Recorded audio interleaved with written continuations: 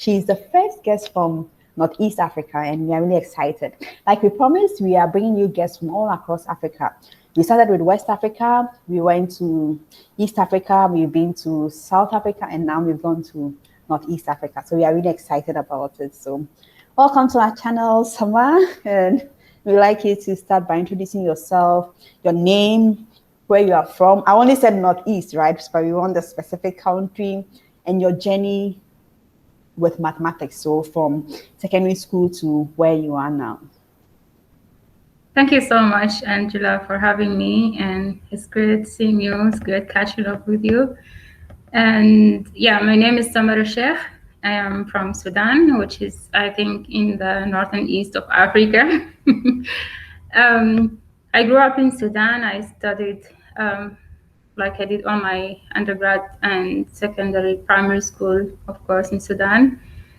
And my journey with mathematics started, I think, when I knew I was good in maths. So in the secondary school, third year, I, for some reason, scored the highest mark, 100% in mathematics in like 4 classes, including males and females. So along with another guy, another male colleague. So I like wanted to continue studying mathematics and applying for the university. I consulted a lot of people, and they suggested that I also apply for statistics college. So I applied for the University of Khartoum, the Faculty of Mathematical Sciences, and I was accepted in the statistics department. So I continued my BSc in statistics, and of course I didn't know what I'm going to do next after I finish, but I knew that there are a lot of opportunities for me somewhere. So I finished, graduated, and I wanted to work immediately initially. So I tried to look for jobs everywhere. But meanwhile, I was also doing another master's in statistics.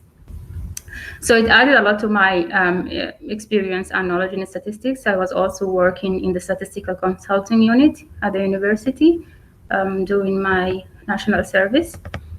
And I was so passionate about data, analyzing data, and there's so many applications of statistics in so many fields, finance, also health sciences, biology. So I knew I had a lot of opportunities, but I didn't know where to start looking. And yeah, of course, I talked to my seniors and Dr. Zakaria Muhammad Saleh, who was also an AIMS graduate, African Institute for Mathematical Sciences, suggested that I should apply to AIMS. So I applied to AIMS and I got accepted. A little bit of change from statistics to mathematical sciences, a little bit difficult, but it was a lot of fun because like for my first time, like had to leave Sudan for more than a month, meet new people, and learn a lot in math, in statistics, in computer science. And I learned programming, Python. I found it so interesting, and I learned R. So I knew I was also good at that. And then I thought of combining both statistics and programming in what I'm going to do next after AIMS. And at AIMS, I was introduced to bioinformatics during my essay. So we did like a 2-month essay, and I did it in bioinformatics. I found it so interesting. And of course, I had to learn a little bit of biology, because it was like a little sacrifice to what I wanted to do. Because like I thought applying my knowledge in health sciences and in biology is going to benefit people more. So I continued to apply for PhD opportunities in bioinformatics, and I got accepted at the University of Cape Town by Prof. Nicola Mulder, my main supervisor, and also my 2 co-supervisors were also at AIMS. I met them at AIMS, Dr. Alessandra Fermi and Dr. Emil Chimboza. So I finished my PhD recently, and in bioinformatics, and I continued to do a postdoc for 1 year in South Africa. I also was applying during that time to somewhere else. I wanted to change also environment and change my field a little bit to focus more in mental health applications.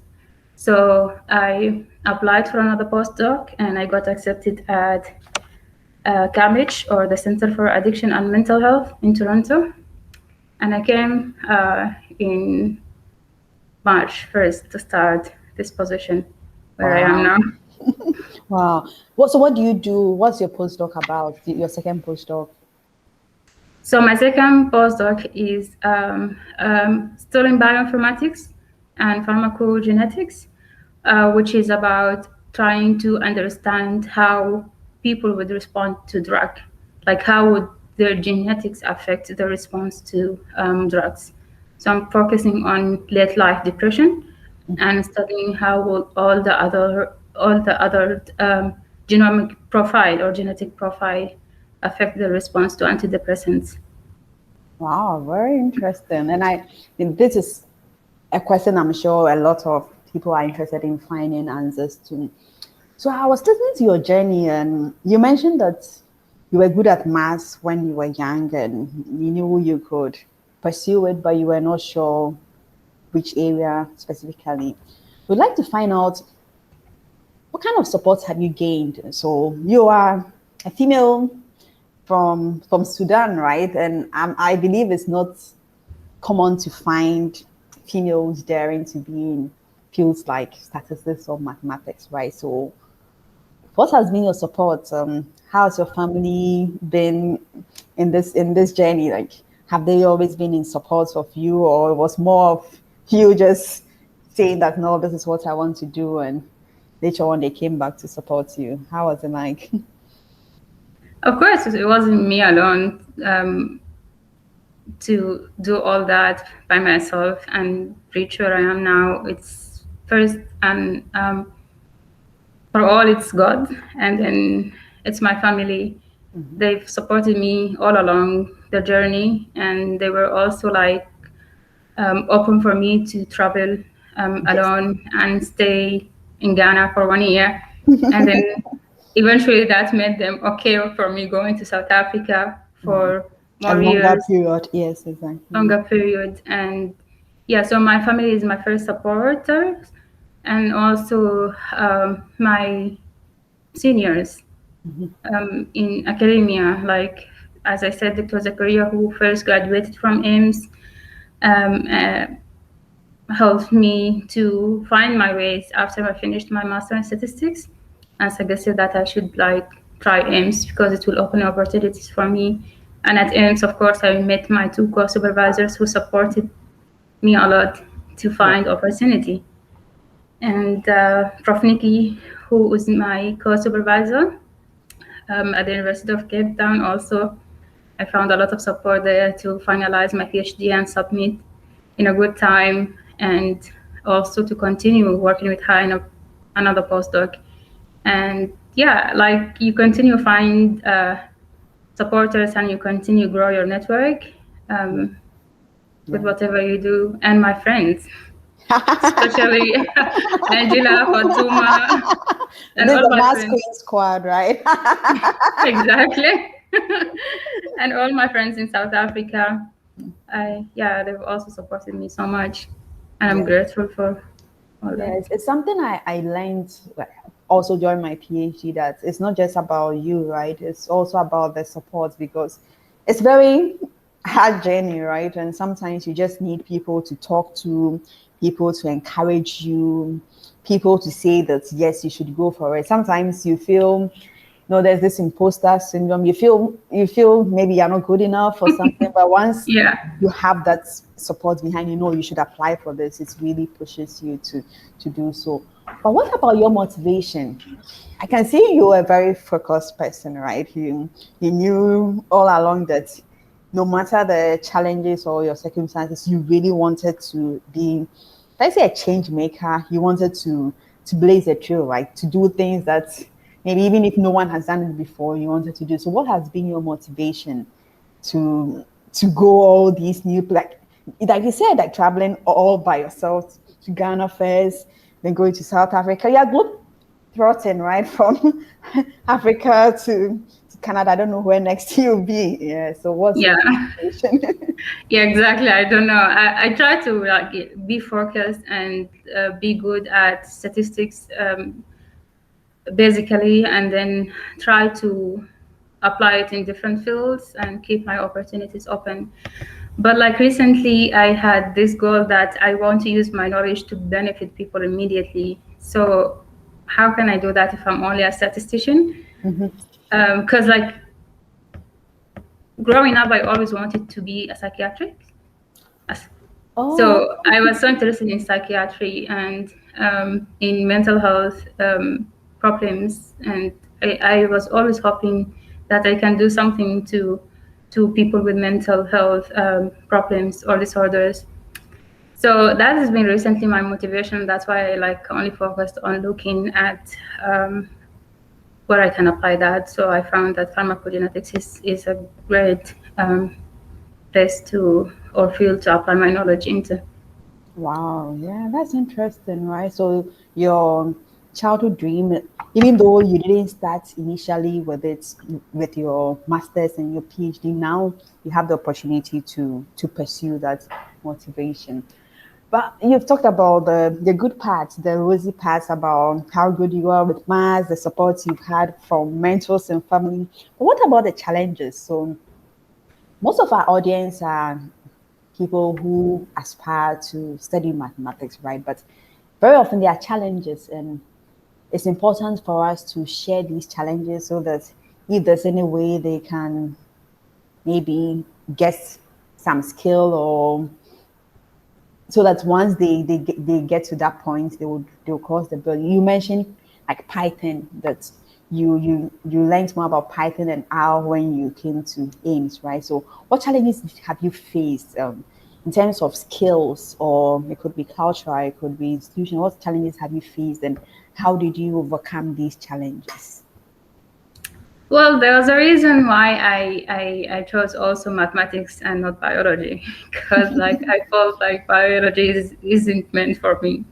So the challenge would be like, especially in doing my PhD, is to go back and study biology from scratch. So it's been difficult, but thank God that I was registered at the Faculty of Health Sciences, where a lot of people around me are much better in when you need help. So that would be my main challenge. And yeah, collaborations and talking to people, having a small and bigger networks helped me so much in that, and also my supervisor. So every time I'm stuck in a biology question, I don't know how to proceed. I would just like write a nice email asking her like, "What do you think?" So I always got help from her, especially. Yeah. So it's more about, so you have challenges, right? In terms of knowledge, we all don't know everything, right? We all lack knowledge or skills, but it's more about seeking for help when you find yourself like struggling, right? You shouldn't struggle in silence. You should seek for help when you can. What about the programming? Like, how did you find did you find it a challenge, or you were okay with it? Because I'm sure your work involves a lot of programming. I never found it as a challenge. Like I studied in my undergraduate C++, and Okay. it was so interesting to me. Like it made a lot of sense to me, programming in general. So that's why, like, when we started to learn Python in AIMS Ghana, it was a lot of fun, and I enjoyed it so much. So it hasn't been a challenge to me, but I know it's a challenge to a lot of people, and because of that, I tried to also help with that. So during my PhD, I joined the Carpentries, which is an international community um, that helps researchers master the basic skills of data science and programming. So I also find a lot of fun and learn a lot in teaching that to researchers. Yeah. Talking about that, so I was going to ask you what projects you are involved in supporting young students or researchers. I know you have a YouTube channel, so I don't know which other projects you are. So can you tell us a bit about what you are doing to use your skills to impact society? It could be through tutorials, like you said, teaching. It could be through other outreaches. I think you organized a workshop in Sudan. I don't know. I think you've done a few things. So just tell us about some of the things you are doing to support young young students. Yeah, so my journey with that started when I joined the carpentries. It was somewhere like at some point, my supervisor sent it in the lab mailing list. So it was like the carpentries advertising for positions to join them as an instructor. So I joined them and I found a lot of fun giving your knowledge to people and also learning from them. And yeah, after that, I also, with the carpentries, organized the first software carpentry in the University of Khartoum with my colleagues back in the University of Khartoum and with a lot of help from the carpentries. So it was January 2018. It was a lot of success. Usually, we don't get that much applicants for carpenters workshops that I taught at, but then back then we had in only 3 days 500 applicants, so we had to like narrow that down to only 40 applicants, or yeah, people who had like attended and registered and got certificates were only 40. So yeah, I felt the need of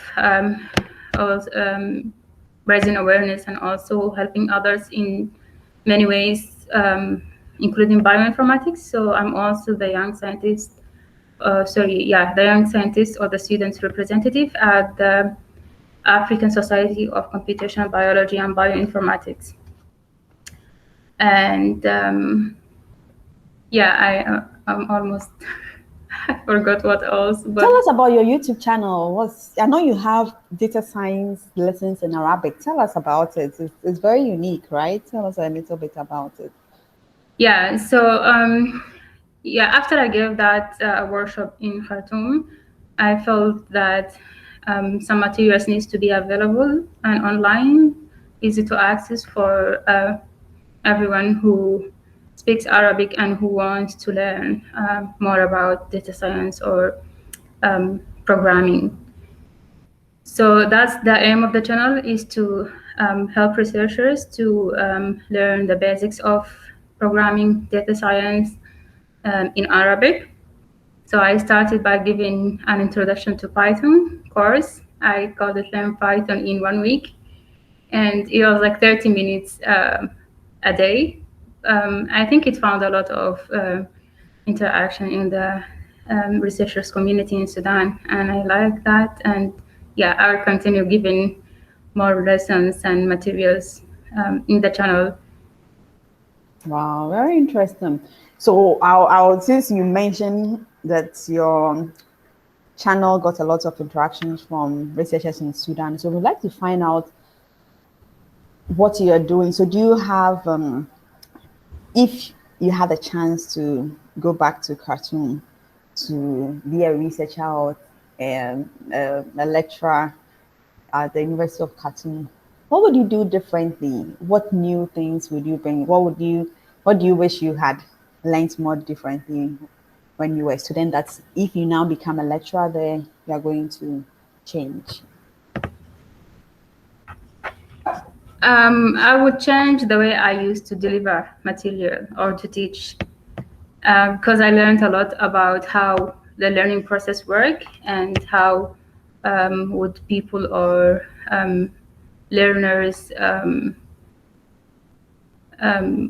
get to learn. Like learning is a process, and um, through the carpentries, I have taught and also got a lot of feedback on my teaching.